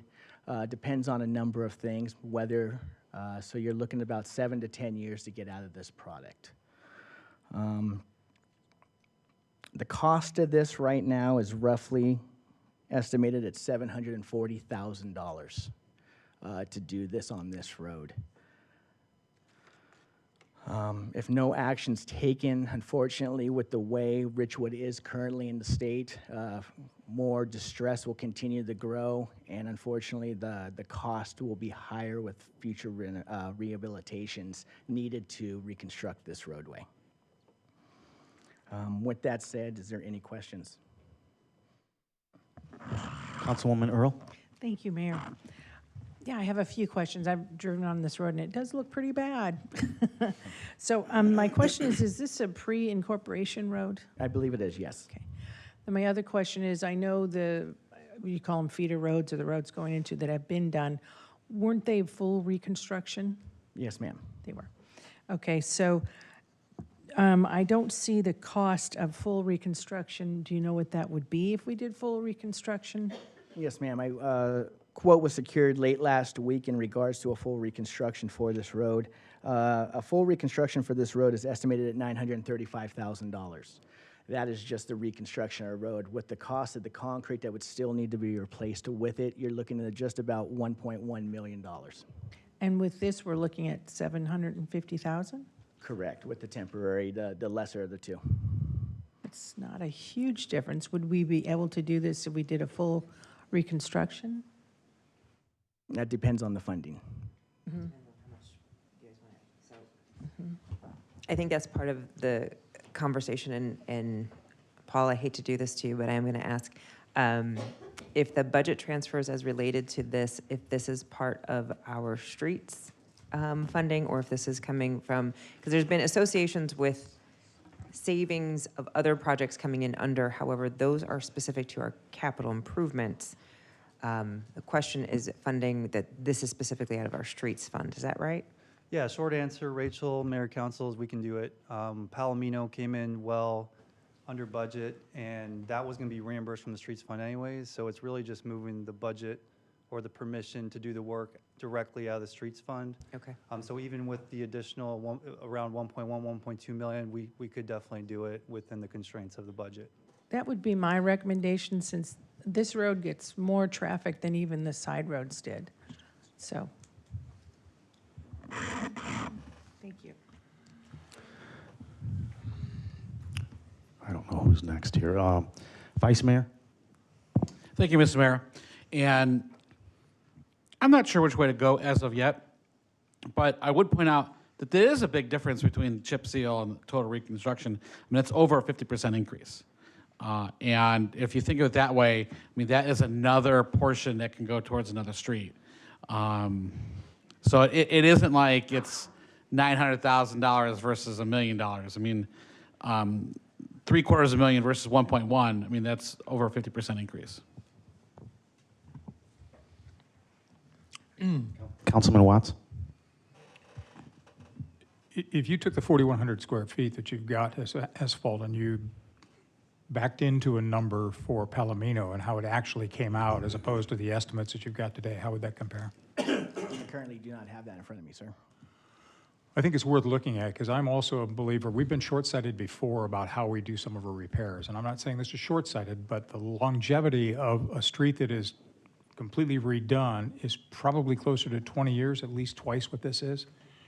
So half again as much to get twice the longevity and not being short-sighted. And I think with what we found on Palomino, that our estimates were high, and if we could back into that number without going to a lot of work, it'd be worthwhile looking at to figure out whether or not it makes some sense. And I think the life expectation, and if I'm using 20 years as a reasonable number with reasonable maintenance, and if it's not right, then I'd like to know that as well. The 7 to 10 years has got a fairly wide range, so I'm going to be just as liberal saying 20 years, so we're chasing down a little bit. Thank you. Before I call on Councilwoman Kalivianakis, I just wanted to throw this out. with the savings that we have under budget, I was going to make a suggestion later in this meeting that we consider doing Cape and Chip, find out if we can move it to a CIP and do Thistle as well, so we could get 2 major roads done with the savings under budget from these bids that came in lower than expected. So I'd like to get more roads done and then be able to preserve them as long as we can. But anyway, Councilwoman Kalivianakis, go ahead. Yeah, thank you, Mr. Mayor. And well, I've really spent a lot of time with this one. And I guess I reject the notion that we should even be doing anything to this Richwood Road. This reminds me of the worst of Washington, D.C., that we took money from CIP and we put it into roads for Palomino, which we were going to repay from streets later. And now the Palomino came in under budget. And so suddenly now we think we have all this found money like we won the lottery. And what are we going to do with this extra money? You know, why don't we just put it back in CIP? That's what we should be doing. I don't even know why we're talking about this road. It's not good public policy, and it stands in contradiction to the road repair plans that we've been talking about in this council for years that I've been on this council. This Richmond wouldn't have been supported by the former Streets Committee.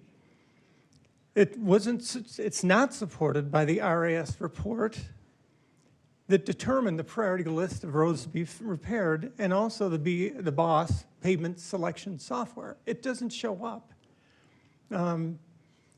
I think we should be supporting a data-driven approach to fixing the roads. If we don't use a data-driven approach, but we just throw ideas out there that aren't on the existing list of people that are trying to get their neighborhoods fixed, because there is a list of 1 through 100. And so we're kind of bumping everybody down because we want to select this road over all the rest of the roads. So the next one on the list is going to be bumped to maybe another year or 2.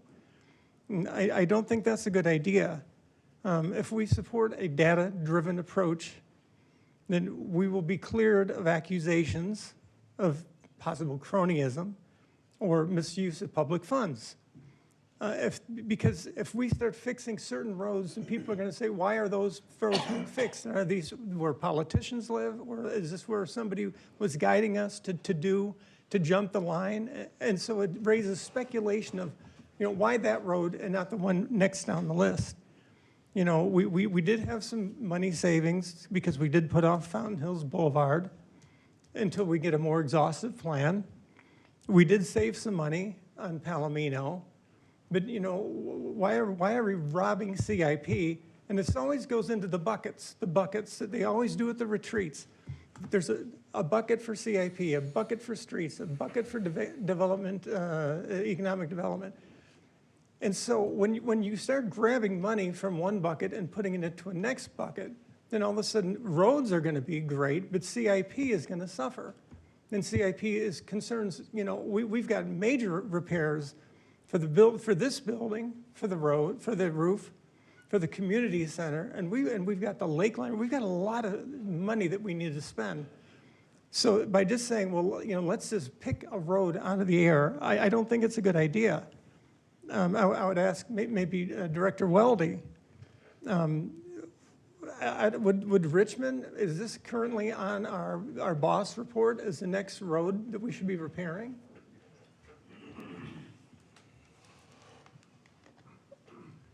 Mr. Mayor, council members, Richwood was not on this year's selection.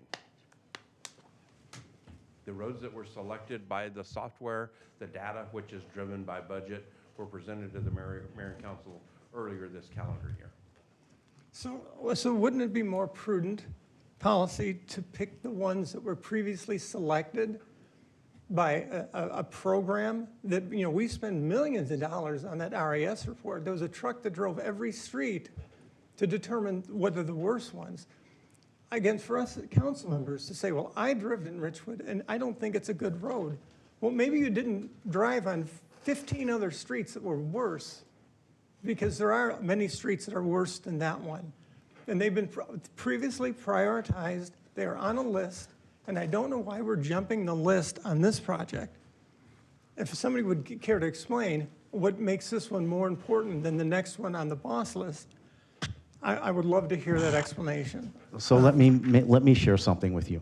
First of all, I believe I still have the floor, Jerry. Okay. And I will be finishing soon, but I don't want to be real-time fact-checked, okay? I will yield the floor back to you when I'm finished.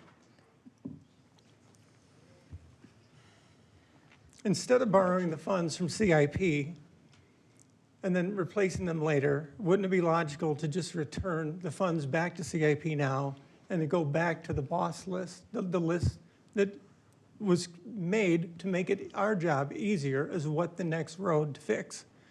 Again, this is government that just because we save money, we feel like we have to spend money. And I don't like that concept. Just because we save money on one project, we should put the money where we found it, and we should go back to the original plan.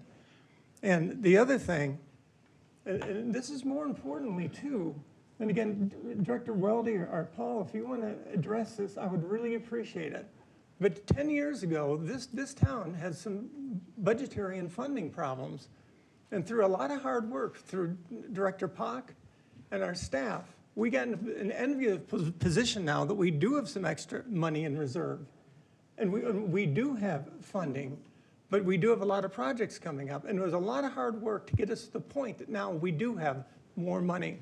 But if we start spending money on, well, let's throw money at this road and let's throw money at that road, is there a chance that we will get back to the days that our funding will be depleted? And then we're going to have to start restricting other improvements, infrastructure, just because we want to fix certain roads.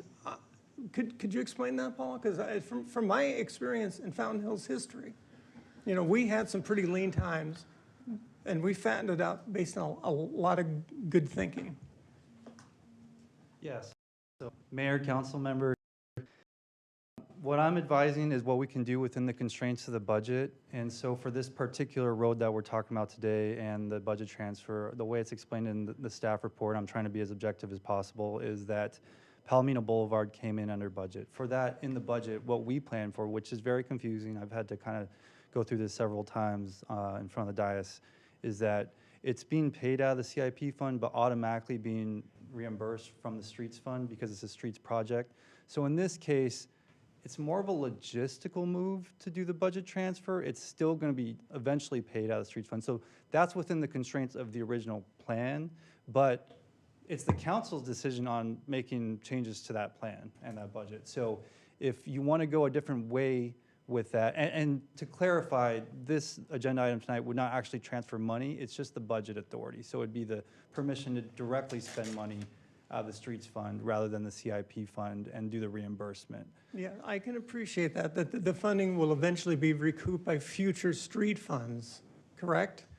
Current, so we're in a, so Mayor, council member, we're in a strong fund balance situation right now where, yes, the council has authorized transfers of savings, general fund excess reserve savings into various funds, including the streets fund. So right now, today, we have a little over $13 million in the streets fund. A lot of the streets work is going to happen in the second half of the fiscal year, so we are going to plan to spend a lot of that down, also depending on what you decide on tonight. Palomino, a little over $3 million, that will be reimbursed from that fund. We also have $5 million in the streets fund already for other road paving work that was, I believe, selected by the boss data.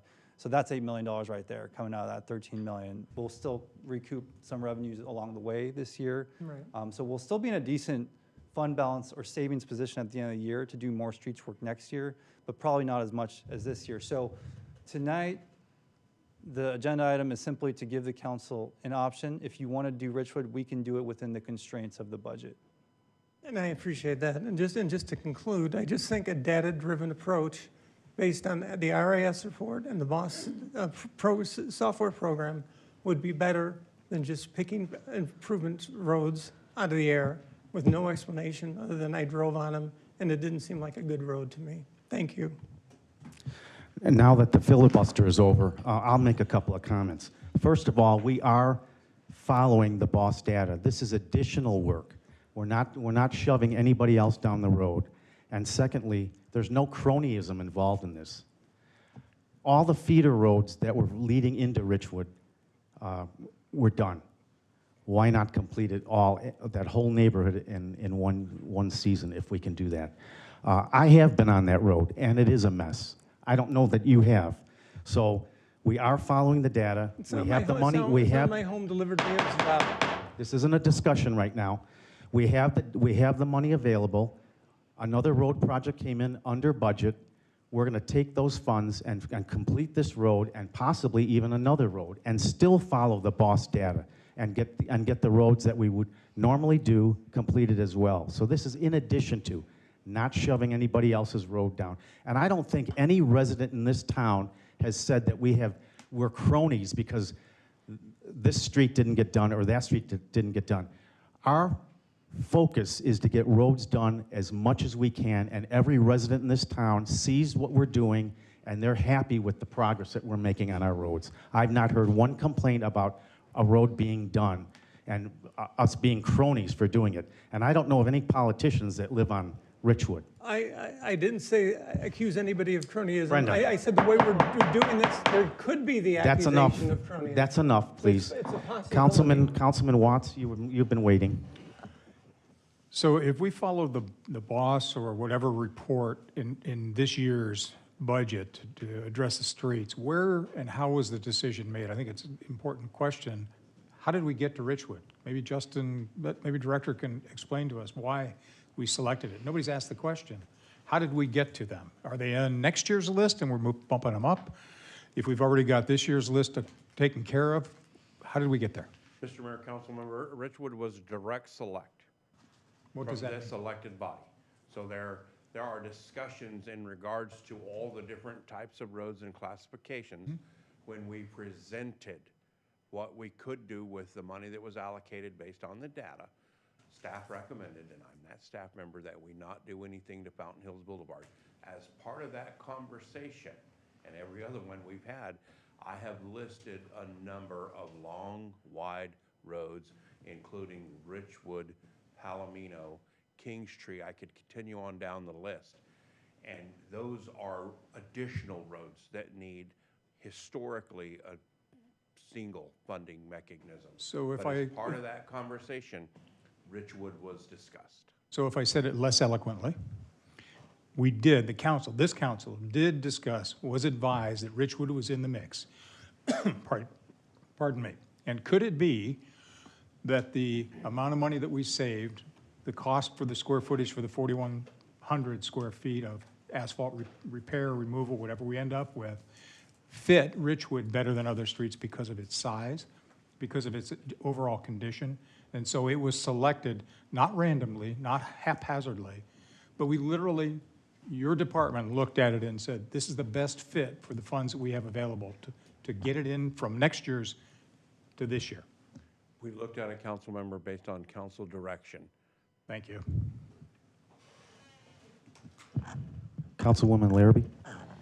Thank you. I actually really appreciated the conversation regarding whether the chip and cape or a rebuild would be worth it. With the mayor's suggestion of getting 2 roads with that amount of money, maybe combining Thistle in there, I wanted to clarify, what would the timeline be if we were, instead of doing Richwood and Thistle, if we were to say, let's just rebuild Richwood? I know Councilmember Watts kind of answered my question, but just to hear it from your mouth, what would that lifetime then be for? I believe a reconstruction of a road, a brand new road, has a lifespan of about 30 years. So you're talking about 3 decades if it's utilized with the proper preservation methods. But you have to follow those. You have to preserve them. You have to rejuvenate them. You have to do it properly. So it's about 30 years, I believe, that we've presented to this council before in our RAS presentations. Okay, so 1 road for 30 years versus maybe 2 roads for 7 to 10. However, as discussed, this is on top of, not instead of, so we are saying that we're buying time there before we do eventually have to rebuild those pre-incorporation roads. What I guess I'm trying to weigh in my brain is, do we consider continuing this and rebuilding that road instead, or do we value those 2 roads for 7 to 10 years instead? I just want to hear everybody's conversation on that, I guess.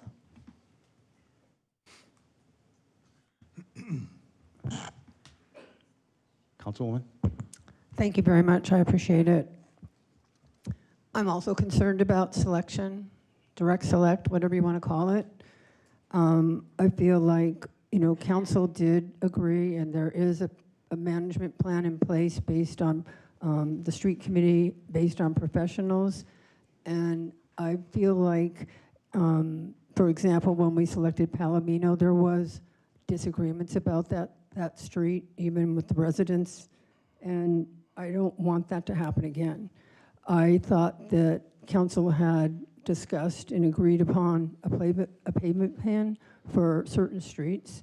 And even though I appreciate your response, Justin, it really didn't address the question. It's not that staff, I don't think is, like you said, is picking this, it's council. And I don't think that we ought to select streets out of sequence, because it does affect our budget. It does affect how much money we're going to have for the streets funds. I'm not going to vote for this, because I recall we did already decide on the streets that were going to be repaired with the funds, and I don't want to backtrack on that. Thank you. Vice Mayor? Thank you, Mr. Mayor. Actually, would you mind explaining your plan to fix more roads? You mentioned that it was a possibility of doing Thistle. Tell us more about your plan to fix more roads. Well, that's not really an agenda item, but we're not picking and choosing. We're still doing the other roads according to the boss data. This is in addition to. So the bids came in lower on Shea Boulevard and also Palomino. So my thought was, if they came in that much lower, we could also do a chip and cape on Thistle, like we were going to do on Richwood. So you're going to get 2 major arteries in the road in this town, and all the connector streets to Richwood right now have been done already. So why not clean up that whole neighborhood at one time? And I think Shama and El Lago have held up extremely well with that process. Have they not? They are showing good signs. Yeah. So we're not using the data that we have. This is in addition to the data and the road work that we're doing. I understand that, and thank you. However, I'm sorry. I said I'm sorry. You weren't recognized yet? I thought you were the Vice answering. Mayor? No, the Vice Mayor. Mr. Mayor, thank you very much. And it's good to hear that you have a vision to fix more roads and move us to steady progress where we want to get. Motion to approve as drafted. Second. Councilwoman McMahon. Thank you very much. Again, I feel like this is going out of order as far as street selection, and I'm wondering if we don't spend this money right now, if we carry it over to the next year's budget and then have more money to maybe fix a larger portion of streets versus selecting another one this year, for lack of anything else to say, just to get it done. I feel like we're going out of sequence, and I'm not for direct select. That's all there is to it. I'm not going to vote for it. Thank you. Councilman Watts? I'm confused that we're going out of sequence in any way, shape, or form. Director Welty clearly told us how we got to Richwood. My concern is that we can get 3 times the useful life out for 50% more. When I go to the grocery store and it's buy 3, get 5, I do that. And I think the same thing applies to roads. I can get more life, less headaches. And I wouldn't be surprised if we could throw both of the roads in, Richwood and, what was the other road? Thistle, thank you. And maybe I would say we should look at that to make sure that we can get those done in the same manner of a complete removal and replace. I just like doing it right as opposed to doing it 3 times. Thank you. Councilwoman Earl? I'm with Councilman Watts. I like the math on 3 years with 50% more.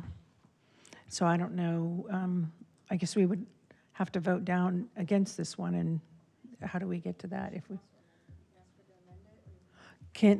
I would then ask Alan if he would amend it to a full reconstruction. Alan Skillicorn, sorry, Mr. Councilman Skillicorn. Are you just thinking? Mr. Mayor, Councilwoman, I like the mayor's plan, and I think he's got a solid plan here that gets us ahead of the curve. If we were going to amend it, I'd like to get his input.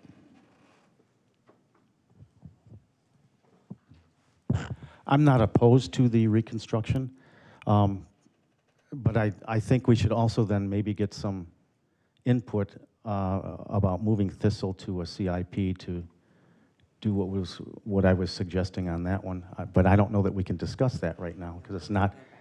Yeah, we'll bring it back separately. So I'm not opposed to that. Vice Mayor, if you want to make the amendment. I will amend my motion to the full rebuild. Thank you. Mr. Mayor, council members, if I may, as we're discussing the different types of treatment here, staff went out and prepared an estimate for a chip seal with a Cape micro mill. Reconstruction is different, and that requires us to go back to the board. And part of that discovery will include some geotechnical exploration. That's when we go out and dig holes in the road to determine the type of base, whether it's a suitable base. Please note that Mr. Pierce provided you with a preliminary number tonight to reconstruct it, not the final number. That will not be known until after we do the geotechnical and a little bit of other looking into it in regards to logistics and moving, and discuss it with the town manager and procurement. Justin, Jeff, what kind of a time frame are we talking about if you have to go back and do the geo work? Mr. Mayor, council members, realistically, we would return in the latter part of February with our end results, including an updated estimate. So is it safe to say that that 740 could balloon to maybe double? In regards to the chip seal and Cape, sir, no. No, That's the I'm number. talking about a full reconstruction. So the preliminary number is a little bit over 1.1 for reconstruction. Is there a possibility that price will increase? Yes. Is there a possibility it will be less? Slightly. We will not know that until we do the geotechnical, and there's a lot of internal moving parts and discussions that need to be had with other professionals, and then make a determination based on our findings whether or not we want to take the additional time that we did with Palomino, get some solicitation out there, a little bit of competition. We see the outcome of that. So we would have to have some discussion about that as well. Either direct select using one of the job order contracts or cooperative use agreements, or do we want to go out for bid? We could continue this and have them bring back information if that's what the council wants to do. Councilman Watts? I just want to be real clear about, you came up with the 1.1. You didn't just wave your finger in the air. It wasn't a wild guess. It was based on experience. It was based on what you believe to be. So I'm not looking for it to double. If it moved 10%, $100,000 one way or another, you still have the multiplier effect of the 740 versus the 1.2, and we still get a road that's got 30 years versus 7 or 10. And if I'm a pessimist in the 7 years, then I get 4 times the return on my money as opposed to 3 times with the 30 years. So I'm still a supporter of reconstruction 1.1. I believe in you guys to be able to get the best numbers to manage the 1.1, and we shouldn't see a significant increase, if anything, and possibly, to your point, Director, we might even see a reduction from the 1.1. So I'm still going to stand firm on the reconstruction. Councilwoman Larrabee? Yes, I think I have a point of information, whichever one's a question.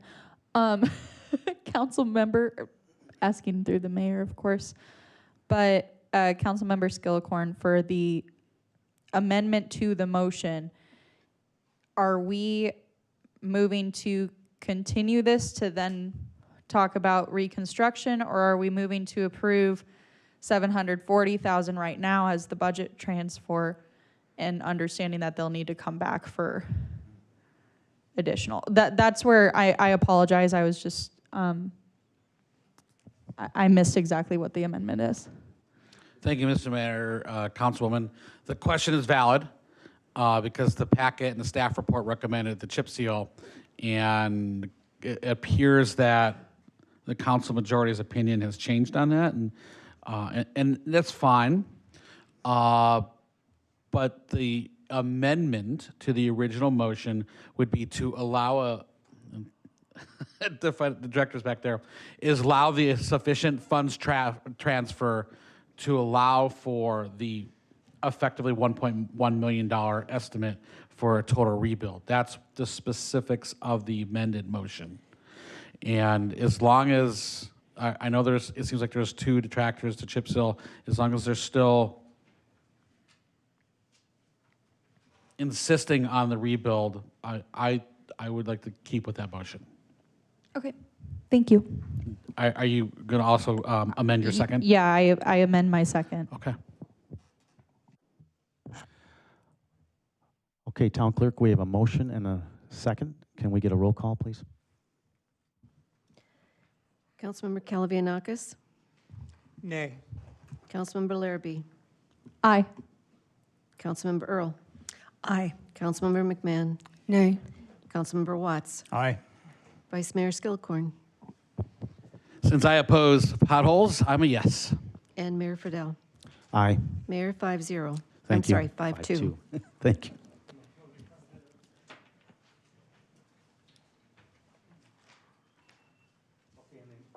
The next agenda item is G, and I'm going to open a public hearing on this one. And this is regarding proposed development impact fee schedule. Town Manager Rachel. Thank you, Mayor. The public hearing for our impact fees. We've been talking a lot about these. They should. There's a few updates to share. We're almost to the home stretch here. We have this meeting, and then it will be brought back again in January for I think the final time. Yes. Ideally. So with that, I will hand it over to our CFO for more updates. All right. Good evening, Mayor, Vice Mayor, and Council. This is the second to last step of this long, laborious process to update our development impact fees. We will be holding the public hearing tonight to hear public inputs. We'll be talking about a staff proposal to reduce the fees based on recent changes in projections. And with that, the council will take no action tonight, but consider the public feedback. And we'll come back at the January 20th meeting for council to consider the final approval of the impact fees, and they would go into effect in April. I think it's a 75-day waiting period. So with that, just another updated timeline. Things have been changing. It's very malleable. Basically, on the 21st, the council did approve the land use assumptions and infrastructure improvement plan, including the development impact fee schedule.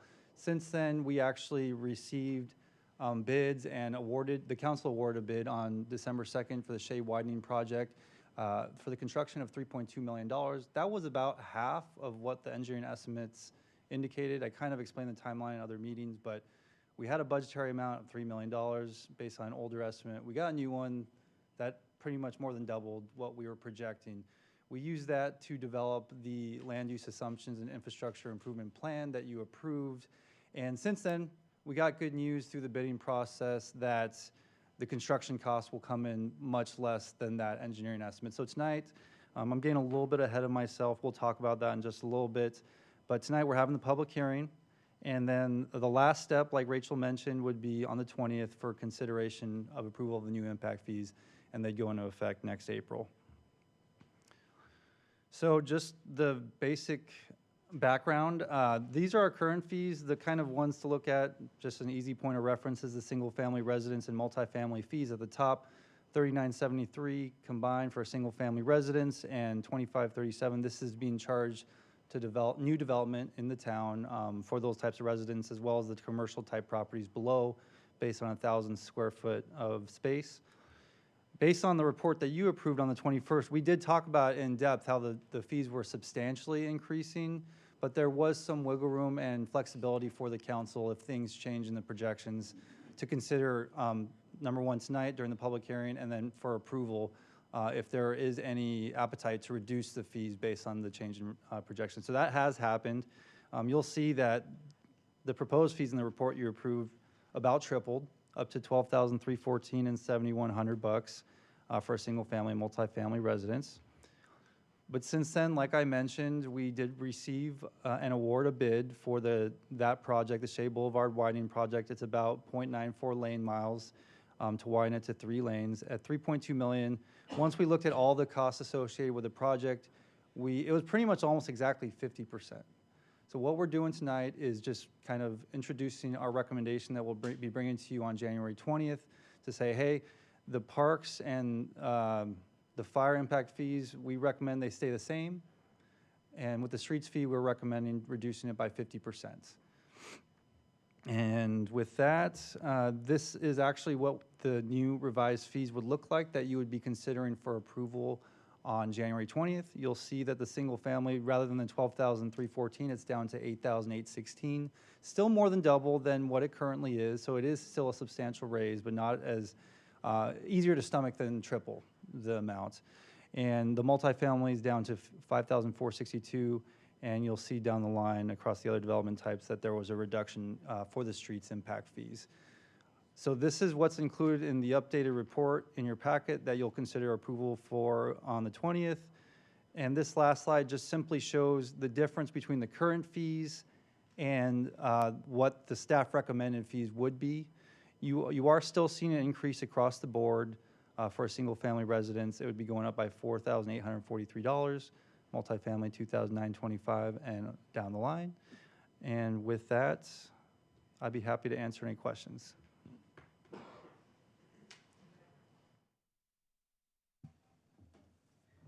Councilman Watts?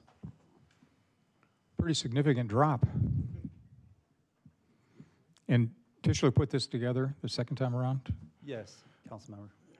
And the outlook, we're still able to accomplish everything that was in our original plan for parks support, all the developments, additional remote, you name it, we've got it included there for the next 5 years. Is that correct? Yes, Mayor, council member, it lasts for 5 years before it's required to be updated, but the assumptions are based on a 10-year outlook. Okay. I like the fact that it went down. It's more conducive to building and our economics. So thank you for that. Councilwoman?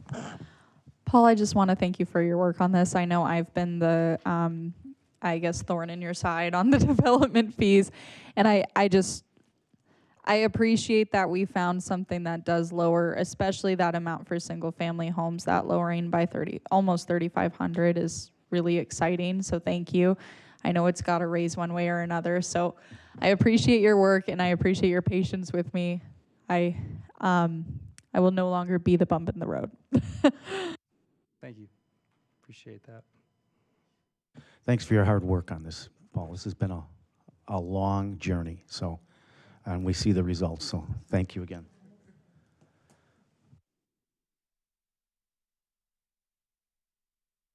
Are there any comment cards? No, Mayor. Okay. Then I'm going to close the public hearing on this. Thank you. Thank you very much. And our notice was given that items H and I were removed from the agenda, as was requested. And now we'll have council discussion and direction to the town manager. Merry Christmas. Merry Christmas. And then we'll move on to future agenda items, and I have two. One, I'd like to have back for the future agenda the overlay conversation again. so that we can get that resolved with the density.